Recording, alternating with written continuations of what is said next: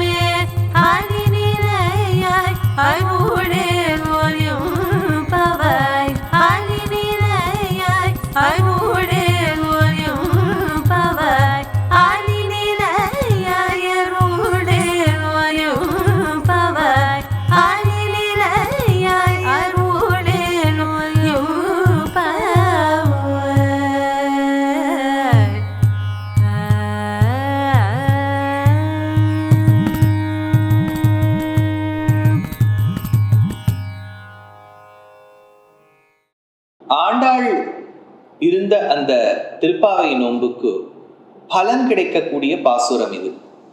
கண்ணனைத்தான் பார்க்க வேண்டும், கண்ணனை எப்பொழுது பார்க்க போகின்றோம் என்கின்ற கேள்வியெல்லாம் ஆண்டாளுக்கு எழ 26ஆம் பாசுரத்தில் பார்க்கின்றாள்.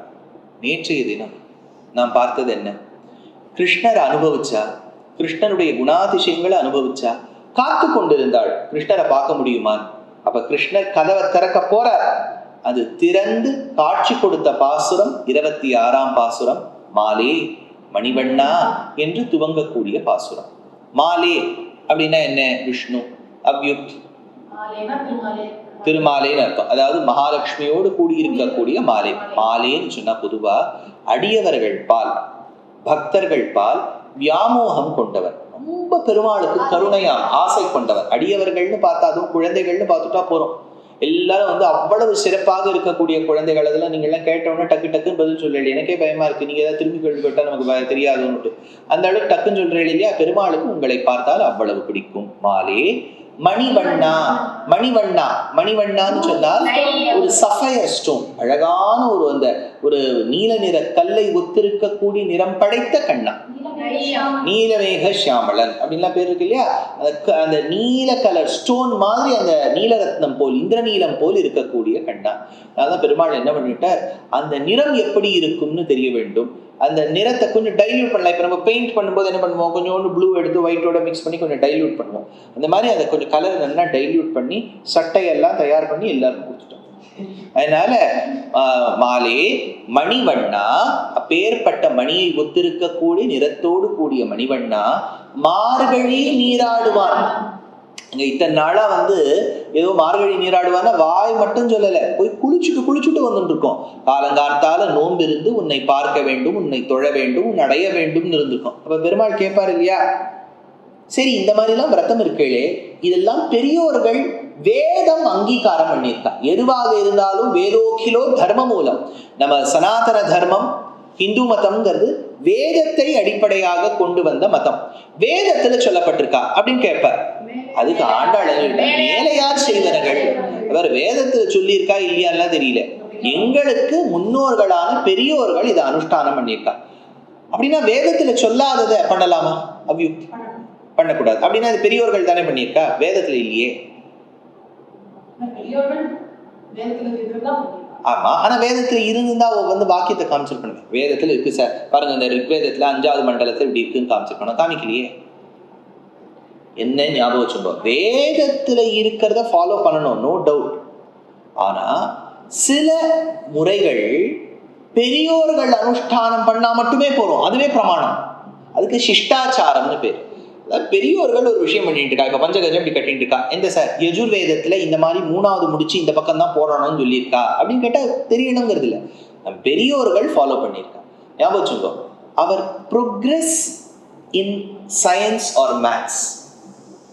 நம்ம லாஜிக்கல் மைண்டுங்கிறது எல்லா இடத்துலையும் போட்டு நம்மளை குழப்பி புதுசா ஏதாவது உருவாக்கணும்னு நினைச்சு கேள்வி கேட்டுட்டா ஞானிங்கிற அடிப்படையில வரணுங்கிறது இல்லை. Questioning is always an art, but you should use that suitably.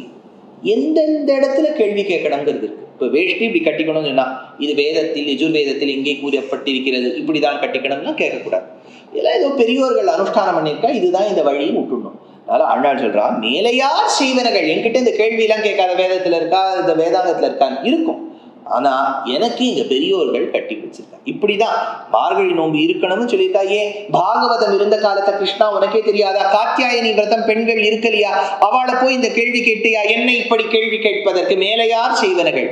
கோச்சிக்காத Krishna, சாதாரணமா கேட்டுட்டேன், வேண்டுவென கேட்டியேன், அதனால நீயா விரும்பி கேட்டியான இதுதான் பதில். ஞாலத்தை எல்லாம் நடுங்க முரல்வன, இந்த உலகத்தில் இருக்கக்கூடிய அத்தனை விஷயத்தையும் நடுங்க முரல்வன. எப்படி அது ஆர்ப்பரிக்கும் என்று கேட்டால், பாலன்ன வண்ணத்துன் பாஞ்சசன்னியமே. பாலன்ன வண்ணத்துன் பாஞ்சசன்னியமே, இந்த பாஞ்சஜன்யம் இந்த கலர் இருக்கணும். பாலன்ன வண்ணத்து உன் பாஞ்சஜன்யமே, எப்படி 4வது பாசுரத்துல சொன்னாலோ வலம்புரி போல் நின்று அதிர்ந்து, அந்த மாதிரி இந்த இடத்துல சொல்றா, ஞானத்தை எல்லாம் நடுங்க முரல்வன.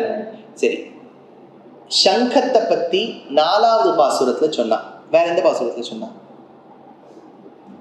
சங்கொடு சக்கரம் ஏந்தும் தடக்கையன். அப்புறம் செங்கல் பொடிக்கூரை,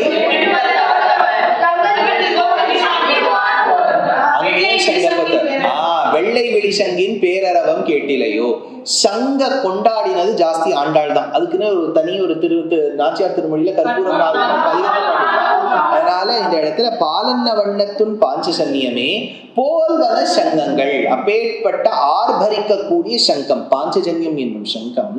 பொய்ப்பாடு உடையன சால பெரும்பறை, பெருத்திருக்கக்கூடிய பறைவாத்தியம். சால பெரும்பறையே அப்பேற்பட்டு ஆர்ப்பரிக்கக்கூடிய பறைவாத்தியம், ஆர்ப்பரிக்கக்கூடிய பாலை ஒத்திருக்கக்கூடிய சங்கம். இது எல்லாம் எங்களுக்கு வேணும். இப்ப பெருமாள் கேட்பார் இல்லையா, ஏமா சங்கத்துக்கும் ஒரு பறைக்குமா என எழுப்பினேன்? இல்லை கிருஷ்ணா, உன்னை அடைவதற்கு தான் எழுந்திருக்கோம், ஆனா உன்னை பாடுவதற்கு எங்களுக்கு இந்த வாத்தியம் எல்லாம் வேணும். பெருமாளை போய் ஸ்துதி பண்ணணும்னா தாளம் கீழம் இதெல்லாம் தாளம் இசை தந்த வள்ளல் அப்படின்னு நம்ம நாதமுனிகளை சொல்றோம் இல்லையா. இன்றளவும் நமக்கு அரையர் சேவையை ஏற்படுத்தி கொடுத்திருக்காரு. அப்படியே பெருமாள் இருக்க மோட்சத்தையே பிரார்த்தனை பண்ண வேணுங்கிறது இல்லை, அவரை பாடுவதற்கு இந்த பாசுரங்கள் இந்த வாத்தியங்கள்ல ஹேத்துவாக இருக்கும். அதனால இந்த இடத்த சொல்ற, பொய்ப்பாடு உடையன சால பெரும்பறை பல்லாண்டு இசைப்பார். ஒன்னும் இந்த வாத்தியங்களை வச்சு ஒன்ன கொண்டாடுறா, இல்லாட்டா தனித்து இருக்க கோஷ்டி உனக்கு பல்லாண்டு பாடிட்டே இருக்கா, போற்றி போற்றி போற்றின்னு சொல்லிட்டு இருக்கா. 24வது பாசுரத்துல போற்றி போற்றின்னு சொன்னால அந்த மாதிரி நிறைய பேர் உன்னை ஸ்துதி பண்ணிட்டு இருக்கா. பல்லாண்டு இசைப்பார் கோல விளக்கு கொடி விதானம். கோல விளக்கே, கொடியே, விதானமே, இதெல்லாம் மங்களகரமான வஸ்துக்கள். ஒரு கொடின்னு சொன்னால் கொடி பறந்து விட்டால் அந்த நாடு செழிப்போட இருக்குன்னு அர்த்தம். அதே மாதிரி இந்த இடத்துல கோல விளக்கு, அழகாக இருக்கக்கூடிய விளக்கு பிரகாசம் இருந்திருந்தா எல்லா பக்கமும் வெளிச்சம். கோல விளக்கே கொடியே விதானமே, மேல இருக்கக்கூடிய கொடிகள் எல்லாம் ஆளுநிலையாய். இது அத்தனையும் முன்னாடி என்ன சொல்லியிருக்கா, இதெல்லாம் எனக்கு ஒரு காட்சியாக இருந்தால்தான் மங்களகரமாக இருக்கும். ஆனா இதெல்லாம் இவ்வளவு நீ என்ன கேள்வி கேட்கிற, மார்கழி நோன்பு யார் இருந்தா, வேதத்துல இருக்கா, வேதாங்கத்துல இருக்கா, யாராவது முன்னாடி பண்ணியிருக்காளா, பின்னாடி பண்ணியிருக்காளா, உனக்கு ஏன் இந்த வாத்தியம் வேணும், வாத்தியம் கொடுத்தாதான் உனக்கு மோட்சம் வேணுமே, ஏன் இந்த வாத்தியம், இவ்வளவு கேள்வி கேட்கறியே, உனக்கு தெரியாத விஷயம்னு ஏதாவது இருக்கா? அப்ப கிருஷ்ணர் கேட்டார், ஏமா நானே தம்மா துண்டு ஒரு சின்ன பையனா இருக்கேன், நம்ம கிட்ட எல்லாம் தெரியுமான்னு கேட்கிறேன். உன்னை பத்தி தெரியும் கிருஷ்ணா. ஒரு நாளில் ஆலின் இலை துயின்றவன் நீ. ஆலிநிலையாய் ஒரு காலகட்டத்தில் அத்துணை உலகமும் உன்னுடைய வயிற்றுக்குள்ளே இருந்தது, குக்ஷிக்குள்ளே இருந்தது. ஆலின் இலையாய் வட்டபத்திர ஷாயியாக இருந்தாய். ரொம்ப பிரசித்தமான ஸ்லோகம் ஆதிசங்கருடையது. கராரவிந்தேன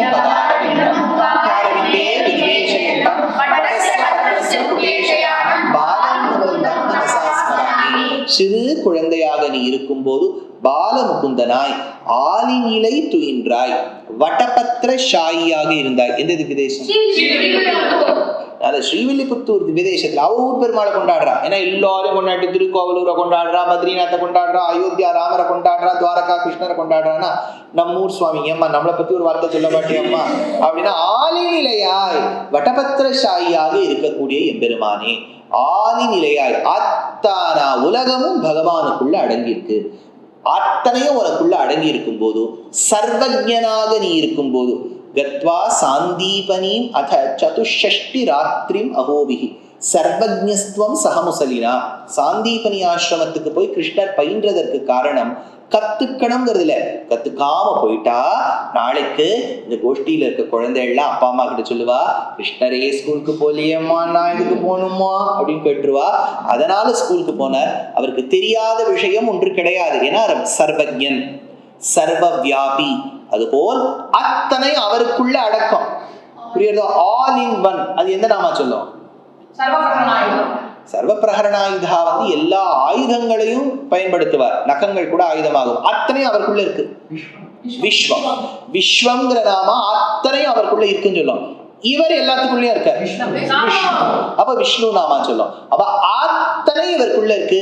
விஸ்வம், அந்த விஸ்வமா இருக்கக்கூடிய எம்பெருமான் வட்டபத்திரசாயியாக இருக்கார்.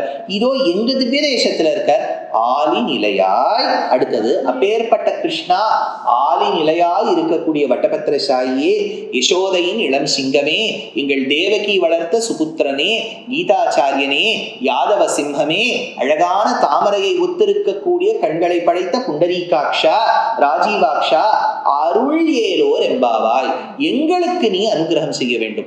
சாதாரணப்பட்ட நான், அசாதாரண சக்தியோடு இருக்கக்கூடிய நீ, இப்பேற்பட்ட நீ அருள் செய்ய வேண்டும் என்று ஆலி நிலையாய் அருள் ஏலோர் எம்பாவாய், எங்களுக்கு அனுகிரகிக்க வேண்டும் என்று ஆண்டாள் பிரார்த்திக்கக்கூடிய பாசுரம் எது? ஞாபகம் வச்சுக்கோ. 2வது பாசுரத்தில் நெய் உண்ணோம் பால் உண்ணோம்னுட்டான். பால் வேண்டாம் நெய் வேண்டாம்னு சொல்லிட்டான். இப்போ 26வது பாசுரத்துல போய் வெயிங் மிஷின்ல போய் நின்று பார்த்தா 5-6 கேஜி குறைஞ்சுடுத்து. ஐயோ அப்பா பயந்துட்டார், ஏன் இப்படி வெயிட் குறையிறது அப்படின்னு. ஆண்டாள் சொன்னா, கவலைப்படாதப்பா, நாளைய தினம் அதெல்லாம் காம்பன்சேட் பண்ணிவிடலாம் அப்படின்னா. அப்படி என்ன சிறப்பு நாளைய தினத்துக்கு அப்படிங்கிறத நாளைய தினம் பார்ப்போம். Dear Astika reader, I am happy to be authoring a 2-part book on the Ramayana in English. The first part is slated for release in the year 2024. The book aims to recreate and retell the Ramayana of Valmiki, conforming to the ancient commentaries and other allied literature. To receive notifications of the book release, kindly register with www.deshikadaya.org/books. Namaskaram. Namaskaram Astikas. I'm tentatively scheduled to travel to Abu Dhabi and Dubai in the mid-February, to 7 cities in the countries of Australia and New Zealand, namely Adelaide, Perth, Brisbane, Sydney, Melbourne, Auckland and Wellington, between the 25th of February and the 25th of March. I'm scheduled to travel to Singapore either in the month of April or January, and later I'll be rendering discourses in New Jersey, Boston, Maryland, Pittsburgh, and then in St. Louis and Indianapolis in the month of July. I'm sure you would love to share this message with your friends and relatives.